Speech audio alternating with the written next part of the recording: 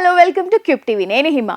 Cable corridor ఇప్పుడు తెలంగాణలో నిర్మించబోయే కొత్త ప్రాజెక్ట్ పేరు ఇది ఎక్కడో కాదు, శ్రీశైలంలోని దట్టమైన నల్లమల అడవుల్లో కట్టబోతున్నారు. ప్రభుత్వం శ్రీశైలం పుణ్యక్షేత్రం నిత్యం భక్తులతో చాలా రద్దీగా ఉంటుంది. ఈ భక్తుల సంఖ్య రోజు రోజుకు బాగా పెరుగుతుంది. దాంతో శ్రీశైలంకు వెళ్లేందుకు ఎలివేటెడ్ కారిడార్ ను నిర్మించాలని ప్రభుత్వం ప్రతిపాదనలు పంపింది. దీనిపై గత ఏడాది నవంబర్లోనే నివేదిక ఇచ్చారు అధికారులు.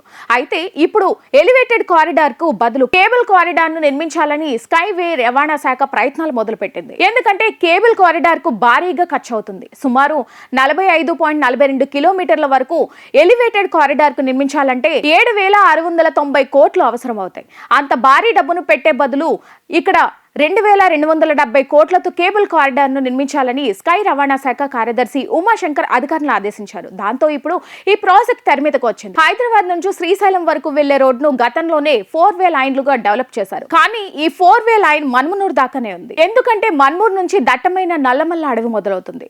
అక్కడ జంతువులకు ఇబ్బంది కలిగించొద్దనే ఉద్దేశంతోనే అక్కడ నుంచి 2 లైన్ల రోడ్డు మాత్రమే నిర్మించారు. అయితే ఈ రోడ్డుపై కూడా కొన్ని ఆంక్షలు ఉన్నాయి. రాత్రి 9 గంటల నుండి ఉదయం 6 గంటల దాకా ఈ రోడ్డుపై వాహనాలకు అనుమతి లేదు. దాంతో భక్తులకు తీవ్ర ఇబ్బందులు కలుగుతున్నాయి. మన్మూరు నుంచి ఉంటే దట్టమైన అడవుల్లో చాలా రకాల జంతువులు సంచరిస్తూ ఉంటాయి. మన్మూరు తర్వాత అమరాబాద్ పుల్లల అభయారణ్యం కూడా ఉంది.